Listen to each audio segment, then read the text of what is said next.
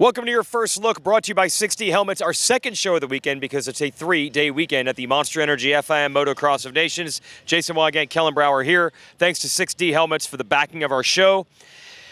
And thanks to Team USA to actually come through this time, unlike last time we were here at Redbud on a Saturday where people were like, I think they're still good.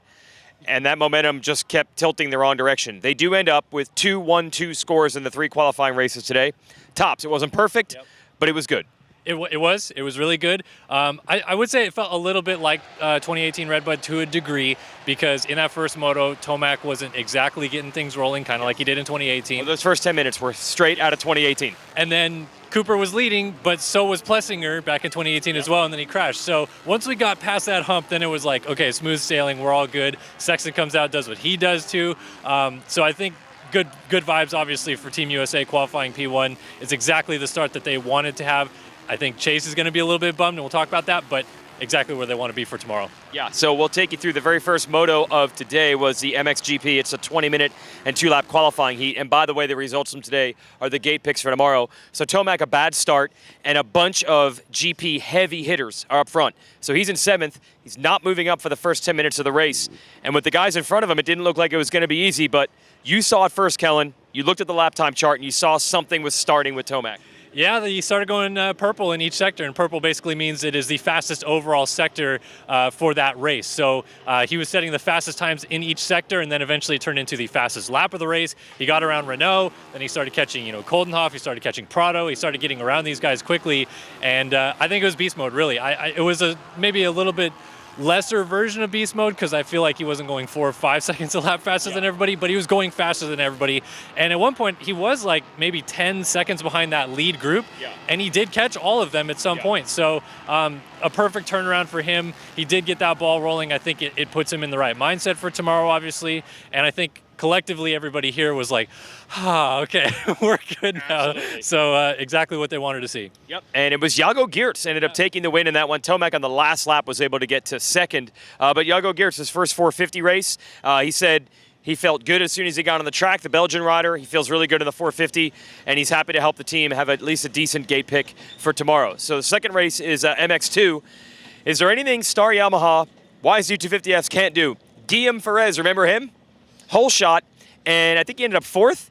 Yeah. And that means he beat a ton of MXGP, MX2 riders who he was not beating until he was on this Star bike. Yeah, well, the top 4 was all, U.S.-based talent at this point in time. But Ferez, the whole shot, for one, is, the standout for him to get out front and kind of show, like, hey, like, on a Star bike, this is what I can do.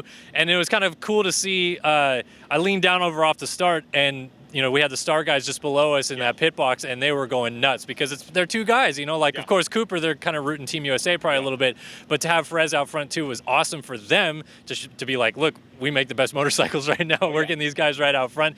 He stayed up there. Cooper eventually got to him and passed him and kind of took off a little bit. But yeah, US-based riders, 1, 2, 3, 4 with Hunter Lawrence up there. Shimoda, terrible day for Joe Shimoda, and Japan is now going to the B final, which is rough for them. But Justin Cooper takes the win. USA puts them on top. Yeah, Japan, if they win the B final, can work their way in, but now they have to win it, and their best rider is a 250 guy, which is going to be tough for them to get the scores they need to even get into the final, because I believe Shimoda was 15th. Bad start and crash. As for Cooper out front, Hunter Lawrence did not look that good in practice, and then he finally started busting out Larocco's leap midway through that qualifier, and then it was on. He was actually closing on Justin Cooper for a bit. Then I think Cooper got the word. He stretched it back out. So Hunter Lawrence finishes 2nd, Marvin Musquin 3rd, and then that group of MXGP kids, Lagenfelder, Everts, were behind Ferris, which I think had to be a surprise.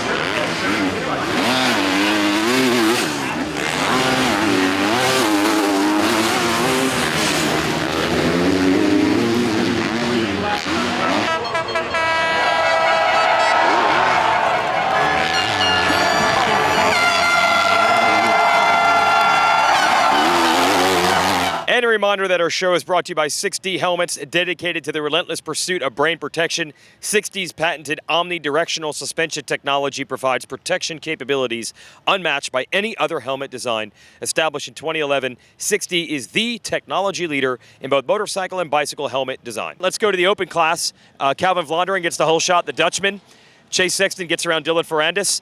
And then quickly you had Jet Lawrence right there as well. But Jet Lawrence got around Ruben Fernandez, the Spaniard, and Fernandez stood him up at the base of Larocco's leap.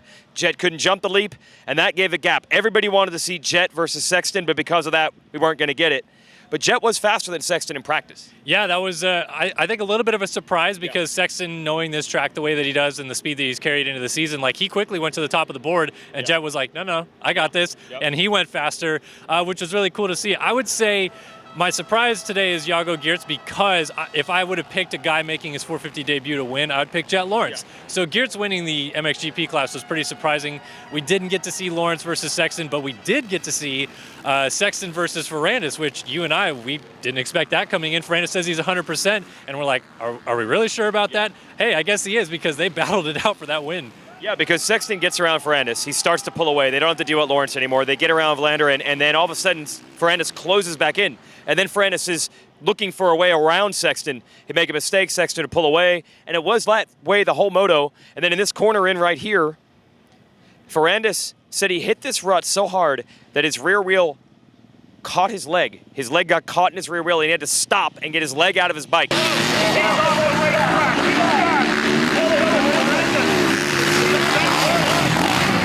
There it is. So then it's over. Sexton's going to win until the last lap. Yeah, until the last lap. Unfortunately, this is kind of Chase Sexton's MO. Mathis walked in right at the end of the moto into the media tent, and he goes, well, that was odd. And I was like, is it? Is it odd? Because Sexton's already done this once at Thunder Valley in Pro Motocross. He crashed away probably a win in Minneapolis earlier this year in Supercross. It's unfortunate, but I guess the silver lining is he's not hurt. He got up in second. USA still wins, but you do have to be a little bit like, right there from, going 1-1 basically on the overall scores for the day for USA. So hopefully Chase can just kind of wash that from his mind, be like, we're still in a great place, come with the same intensity that he had today tomorrow, because he clearly was one of the best guys out here today. Yeah, no doubt. But Ferrandis, showing maybe he is on 2021 form. He gave Sexton all he could handle, and Jet ends up third. So really Australia, France, USA, they were considered the top three teams coming in. They were the top three teams today. Australia and France, that flip-flopped it by Ferrandis getting that moto win at the last second. That moved them to second overall, and Australia is third. But what I really think it does is it puts that win in the sails for Team France. I mean, you can just see how hungry Ferrandis is. Musquin knows what he's doing. I think Maxime Renault will be much better tomorrow. He's only so-so today.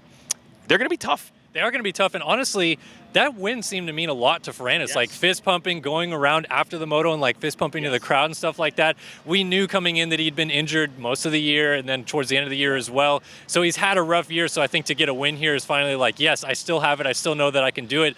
That maybe is the worst thing for USA, is to give them that little bit of like, wait a minute, we have an edge here a little bit to some degree, because Ferrandis can win these motos out here. We know that. I think Renault was a bit of the weak point for them today. Marvin looked like he had the speed of the front guys if he could have started with them.